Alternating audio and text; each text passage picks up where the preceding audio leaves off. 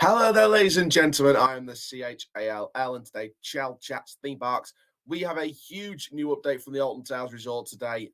We'll be sharing all about the more information about the new flat ride that's set to be planned for Forbidden Valley in the near future. So we're talking all about this. We'll share my thoughts on it, share all the specifics. This video is very specific focus, so we'll be focusing on the information in the full planning application. So shout out to TowersTimes for the imagery on screen and also for the information from their article. So before we get started, make sure you do like, comment, subscribe, click the notification bell so you never miss another YouTube video. We are on the road to 3,000 subscribers and 500,000 views. Let's get there as soon as possible. And for now, guys, let's get straight into this and talk about the brand new flat ride set to come probably for 2025 at Alton Towers. So then, let's start off with the information from TowersTimes. Shout out to you, and let's share with you some of the imagery from the plans.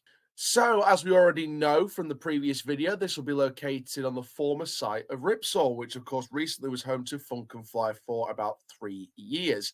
Referred to as Project Ocean in the documents, details about specifically what model of attraction is being proposed are not disclosed. However, the attraction is noted to be more fixed in nature than that of Funk and Fly, which of course indicates a permanent flat ride.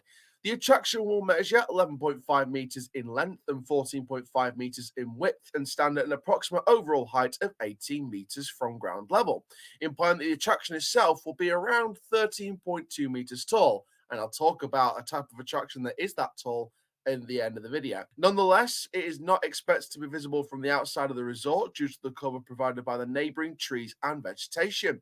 Note that although a box is shown in place of the ride system in the plans and renderings, this is understood just to reflect the ride envelope as opposed to indicating the attraction will be enclosed. So if anyone's ever wondering about that, don't worry, nothing to do with an enclosed attraction. The building is positioned further northeast than Funk and Fly, closer to the coffee lounge, and occupies a larger footprint.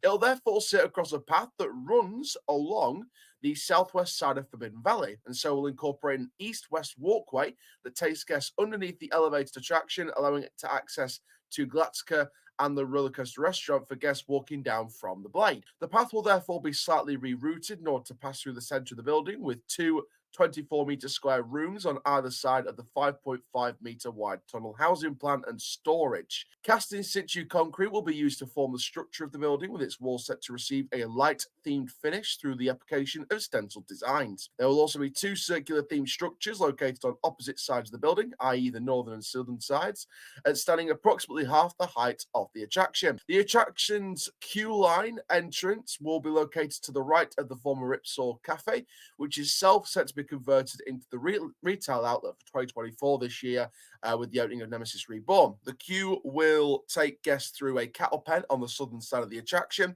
until evidentially climbing a steel staircase to reach the level at which the attraction will be boarded. A lift will also be available to aid with accessibility.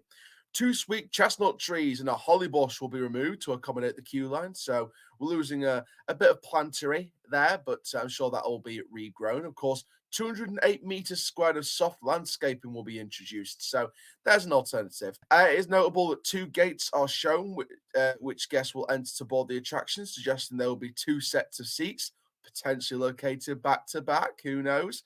After experiencing the attraction, guests will exit through a singular gate on the opposite side and descend another steel case back to ground level. So a closer look at elevation plans and 3D renderings reveals there is no fencing along the two sides of the top of the building which face towards the pathway below. Instead, there is a slightly shorter wall, which seems to imply that the attraction will potentially swing in the east-west direction, providing a spectacle to guests on the pathway below, as well as those using the coffee lounge's outdoor seating area.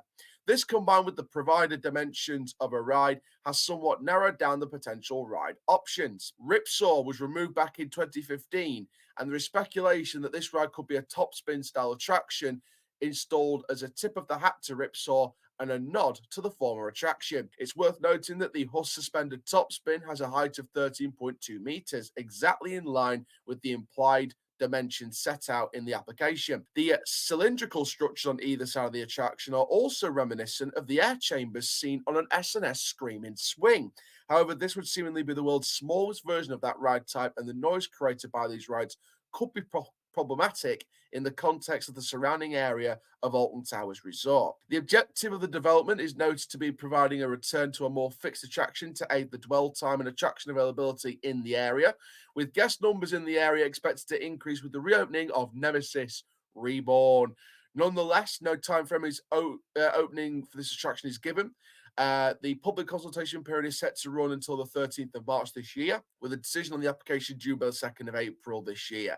Therefore, it's not expected that the attraction will open for the start of the 2024 season, although it's unclear if an opening later date in 2024 is targeted or whether this will be a new addition for 2025.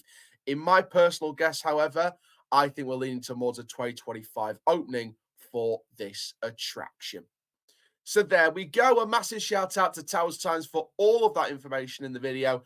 You can read it via their article on the attraction in the description down below. Thank you very much to TowersTimes and Attraction Source for giving me permission to use the images in today's video as well. And I really, really do appreciate the license to use these images. Now then, what about my thoughts on the project? Just to wrap this all up, my guess was it was some kind of flawless topspin or suspended topspin. Anyway, we did have a look at the Zamperla Blends attraction as well in the last video about this. We looked at that as a potential, possibility for this new ride. However, we're leaning now more towards to the topspin. The Screaming Swing is a good suggestion with the cylindricals spotted in the 3D renderings. However, there is that noise complaint as well. So if S&S have done a new version of their Screaming Swings, which keeps the cylindricals inside and the cylinders inside, then there may be a potential opportunity of a new version of a Screaming Swing, a more family version of the Screaming Swing.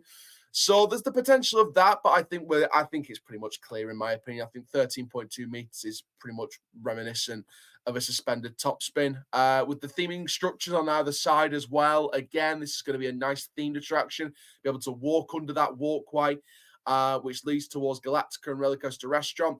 I really, really hope that 2025 will see like a phase 2 of that walkway where Galactica, the Roller Coaster Restaurant, that becomes like a whole new area in itself. We have X Sector, which is like your secret weapon base, your military base, with designated activity. You've got the plaza area for this Project Horizon, people guessing things like steampunk and things like that. We don't know what's happening with that yet. There's no work seemingly taking place on the proposed Project Horizon, even though the planning has been granted. So I would say that's maybe either 2025, maybe we're looking at a 2026 date now for Project Horizon, which wouldn't be a bad thing because let's face it, 2025, you're going to get this new flat ride now as a I mean, it's just as important, in my opinion, as Project Horizon. But if Project Horizon doesn't open in 2025 now, then you'd be looking maybe at this new flat ride as being the addition to take over that year in case Horizon needs a pushback for another year. But if both of them open in 2025, that'd be even better. But yeah, Alton Towers are really moving in the right direction at the moment, and I cannot wait for my visit on the 16th of March. I might look at doing it as a short break. I'm not too sure what I'm going to do yet, but I'm looking into possibilities of that. Chance to review the hotels maybe as well. So I'm looking into different possibilities for that trip. But it's going to be very, very exciting indeed to see the work going on down at Project Horizon if the work starts by then. For the start of the season, obviously with the new flat ride as well. I'm really excited about Nemesis Reborn as well. It's going to be an amazing year at Alton Towers this year, on paper anyway, and we could be in for a really good one. So thank you very much, guys, for watching this video. Make sure you do like, comment, subscribe, and for now, I'm the CHALL Tirafin.